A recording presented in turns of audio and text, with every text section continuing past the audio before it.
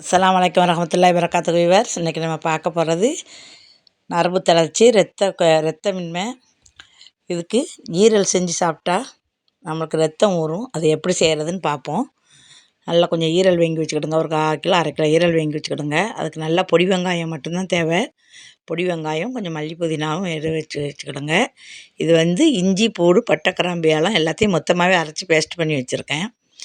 இது மிளகு கறி. இதுக்கு மிளகுத்தூள் 2 ஸ்பூன், சீரகத்தூள் 2 ஸ்பூன், பெருஞ்சீரகத்தூள் 1 ஸ்பூன், மல்லித்தூள் 1/2 ஸ்பூன் எடுத்து வச்சுக்கோங்க. எடுத்து வச்சுக்கிட்டு இந்த பொடி வெங்காயத்தை, சின்ன வெங்காயத்தை நல்லா பொடிசாக நறுக்கி வச்சுக்கிடுங்க. இதுக்கு தேங்காய் எண்ணெய் தான் நல்லது பார்த்துக்கிடுங்க. தேங்காய் எண்ணெயில் செஞ்சால் தான் இந்த ஈரலுடைய ரத்த வாடை அப்படிலாம் வராது.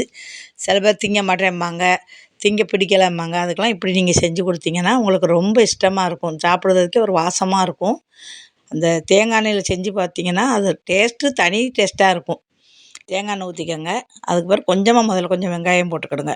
வெட்டி வச்சுருக்க வெங்காயத்தை போட்டுக்கிட்டு அது கொஞ்சம் நல்லா சிவப்பாக வதங்கி வரட்டும். எஸ்பி சேனல் சப்ஸ்கிரைப் பண்ணுங்கள், லைக் பண்ணுங்கள், ஷேர் பண்ணுங்கள். கமெண்ட் பாக்ஸில் கமெண்ட் பண்ணுங்கள். நிறைய பேரோட ஷேர் பண்ணுங்கள். உங்களுடைய கமெண்ட்ஸை நான் நிறைய எதிர்பார்க்கேன். கமெண்ட் போட்டு விடுங்க. இந்த பொடி வெங்காயத்தை முதல்ல கொஞ்சமாக போட்டு வதக்கிக்கிட்டு அதோட கொஞ்சம் இந்த இஞ்சி வெள்ளைப்பூடு வச்சுருக்கோம்ல அரைச்சி, பட்டை, கிராம்பு ஏலம் இது எவ்வளோத்தையும் தூக்கி மொத்தமாக போட்டு அதோடய வதக்கிடுங்க. அந்த கொஞ்சம் இஞ்சி வெங்காயம் போட்டு வதக்கிறதோடய இந்த இஞ்சி வெள்ளைப்பூடையும் போட்டு வதக்கிக்கிடுங்க. இதிலே பட்டை, கிராம்பு ஏலம் எல்லாமே சேர்த்துருக்கோம். அந்த எண்ணெயில் நல்லா வதங்கின பிறகு நம்ம வெட்டி வச்சுருக்க குறை வெங்காயத்தையும் அதில் எடுத்து போட்டு இந்த மல்லி புதினா எல்லாத்தையும் போட்டு வதக்குங்க. வதக்கிட்டு நல்லா செவந்து வரும். நல்லா கருக விட்றாதீங்க. தேங்காய் எண்ணெய் வாசத்துக்கும் அதுக்கும் ரொம்ப வாசமாக இருக்கும். சாப்பிட மாட்டேன்னு சொல்கிறவங்க கூட விரும்பி சாப்பிடுவாங்க. நீங்கள் செஞ்சு பாருங்கள். அந்த எண்ணெயிலேயே என்ன செய்யணும், இந்த வெங்காயம் வதங்கி செவந்து வரும்போது பிடிச்சிட விடாமல், கருகிற விடாமல், ரொம்பவும் முருகிடாமல் இந்த செவந்த பதம் வர்ற வரைக்கும் நல்லா வதக்கிக்கோங்க.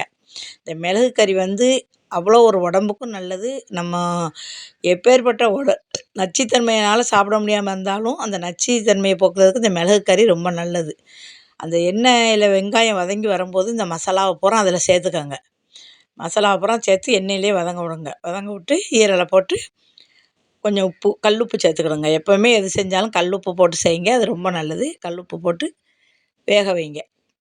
நல்லா கொஞ்சம் தண்ணி ஊற்றி வேக வச்சுருங்க. நல்லா வெந்து வரட்டும். வெந்து வரும்போது ஒரு மூடி போடுங்க. மூடி போட்டு நல்லா வேக விடுங்க. இந்த மிளகு கறி எல்லாத்துக்குமே நல்லது. அடிக்கடி நம்ம செஞ்சு சாப்பிட்றது நம்ம உடலுக்கும் நல்லது. இரத்தமின்மை காரணமாக சோர்வாக இருக்கிறவங்க ரொம்ப நல்லது. இது அடிக்கடி செஞ்சு கொடுங்க. செஞ்சு கொடுத்து அவங்க சாப்பிட்டு ஒரு தடவை நீங்கள் சாப்பிட்டு பார்த்துட்டிங்கன்னா இந்த மசாலாவோடு கலந்து இந்த ஈரல் வச்சு இப்படி சாப்பிடும்போது ரொம்ப டேஸ்ட்டாக இருக்கும். இது ஒரு சாதம் வச்சு அதுக்கு ஒரு மோர் குழம்பு வச்சு அதுக்கு இந்த மிளகு கறி வச்சு சாப்பிட்டு பாருங்கள். கொஞ்சமாக சாப்பிட்றவங்க கூட இன்னும் கொஞ்சம் வேணும்னு கேட்டு வாங்கி சாப்பிடுவாங்க. எஸ்பி சேனலை சப்ஸ்கிரைப் பண்ணுங்கள், லைக் பண்ணுங்கள், ஷேர் பண்ணுங்கள், கமெண்ட் பாக்ஸில் கமெண்ட் பண்ணுங்கள். இரத்த சோகையில் வர்றவங்களுக்கு கூட இது ரொம்ப நல்லது. அஸ்ஸலாமு அலைக்கும் வரஹ்மத்துல்லாஹி வபரகாத்துஹு. கமெண்ட் பாக்ஸில் கமெண்ட் பண்ணுங்கள்.